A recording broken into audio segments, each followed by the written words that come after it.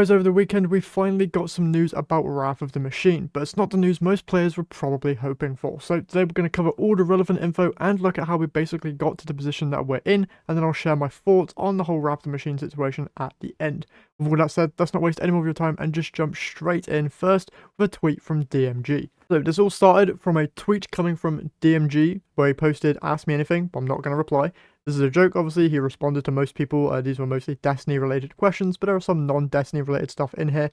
The main question though that we're going to look at comes from Gabe95, where he basically asks if Wrath of the Machine is going to come back in 2025. DMG then responded, "Magic 8 Ball, likely not anytime soon. Got new stuff to focus on." So a lot of people took this to mean that we're not going to get Wrath of the Machine literally at all, pretty much. They got new stuff to focus on, which is kind of good, but also kind of a weird situation, since over the last couple of years they've been consistently bringing back old D1 raids, but with the whole layoff situation that happened and a brand new game director, some things being shifted out and more stuff being prioritized over other stuff, kind of makes sense why Wrath isn't being included. But if we take a look back at the last 3 years and kind of go over the situation we're currently in, it might paint a better picture as to why some people were actually expecting Wrath to come back last year or this year, and just the whole situation in general. So if we go all the way back to the Beyond Light expansion, this was the first expansion where they released a returning Destiny 1 raid, that being the Vault of Glass. They returned it with updated mechanics. The encounters all stayed pretty much the same, although in Vault of Glass and Destiny 1 you'd just be standing on plates for most of the encounters, and they kind of changed that as much as they could, whilst keeping the idea of Vault of Glass the same. The experience was all around a much better one compared to Destiny 1, and it was very much liked, with most of the weapons returning, all of the armor returning, minus the Age of Triumph ornaments. Then you also had Vex Mythoclast and some other newer cosmetics added as well, with a brand new ship being added for completing the harder difficulty of the raid, which was really cool. So following the success of the Vault of Glass raid, within the next expansion, the Witch Queen, many people were expecting Crota's End to be the next upcoming raid. With that being the second raid that was introduced inside of Destiny 1, it made sense that it would follow the likes of Vault of Glass. But Bungie actually went off script here and brought back King's Fall instead. King's Fall being the third raid that was added after Crota's End inside of Destiny 1, and it was actually very much liked. And with the expansion being focused on Savathun, made a lot of sense to bring back her brother's raid within that expansion cycle. So we got King's Fall, and it was very much similar to Vault of Glass in the fact that its encounters pretty much stayed the same, although they added some mechanics to them to change them up a little bit and bring them up to Destiny 2 standards. Then, with the launch of the Lightfall expansion, many people were expecting them to bring back Wrath of the Machine, with that being probably the community's most wanted raid, other than Crota's End. Out of the two, I think most people would have chosen Wrath of the Machine to come back over Crota's End, because looking at the Destiny 1 version of the Crota's End raid, many people were joking and making fun of it, basically saying that it should return as a dungeon instead, because the raid was that easy.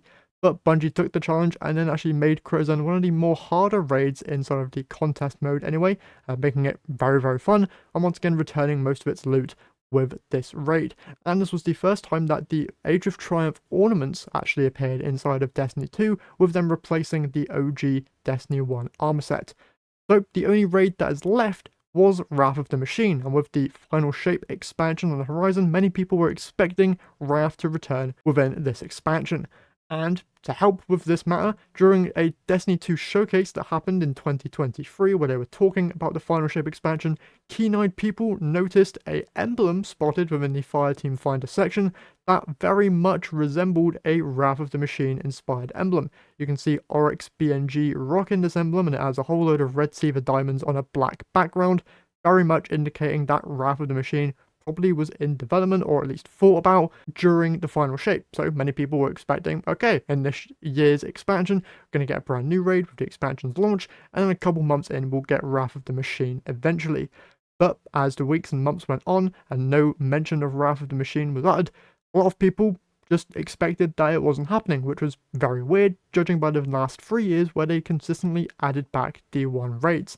And a lot of people were actually upset about this, because Wrath of the Machine was a loved raid from Destiny 1, and a lot of people were excited. And the fact that the exotic from that raid was already introduced into the game, this would have meant that they would have probably had to make a completely brand new exotic for Wrath of the Machine, or bring back a Rise of Iron exotic instead. Many people were expecting Young Wolf's Howl to make an appearance as the raid exotic, maybe Seaver Fire a bit, and then it would be a done deal. or they could have just made a completely new one, which would be very, very interesting to see how they would have done that. Would they have gone with a weapon that would have probably been in Destiny 1, or would they have made a brand new exotic weapon that was a complete new weapon type that wasn't even in Destiny 1, like an SMG or a bow or something like that? Would have been very, very cool to see. But now heading into Frontiers, we have heard literally nothing about Wrath of the Machine, and going off of DMG's tweet, makes us feel that Wrath of the Machine has kind of been forgotten about, which fits the theme with the whole Rise of Iron expansion, to be honest, because Bungie seems to be very scared of adding or mentioning Siva in any kind of way.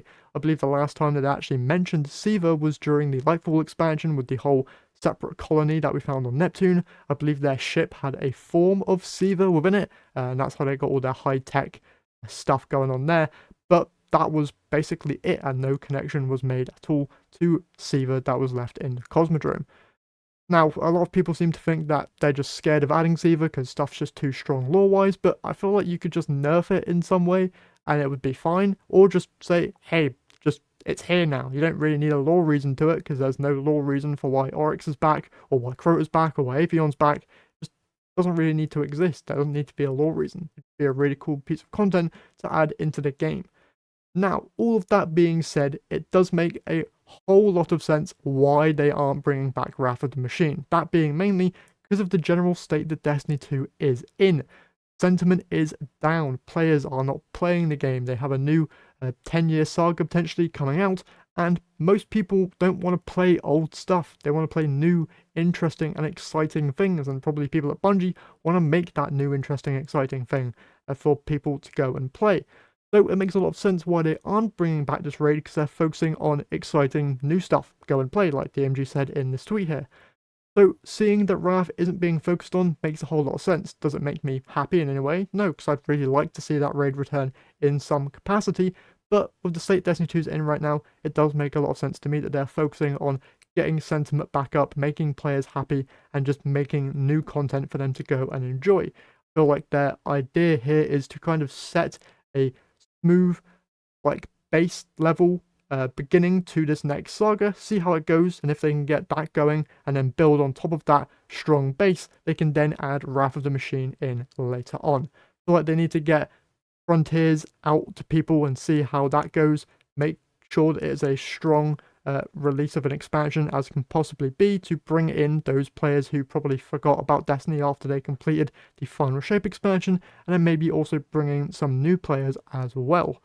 And yeah, that's pretty much all I have to say on Wrath of the Machine at this point. Obviously, we have the live stream tomorrow about the final episode for Heresy, and I'm very excited for it. With us returning to the Dreadnought and it being the final episode in this whole episodes that we've got on this year, going to be potentially telling us some stuff that we're expected to see in Frontiers and the future in general. So I'm overall very, very excited to see what we learn tomorrow. And yeah, that's everything that I have for you guys today. Leave your thoughts on Wrath of the Machine in the comment section down below, and whilst you're there, be sure to leave a like and subscribe to the channel if you haven't done so already, because it's free to do and helps me out here an absolute ton. And with all that said, that is it from me here today. So once again, hope you enjoyed, and I'll catch you guys in the next one.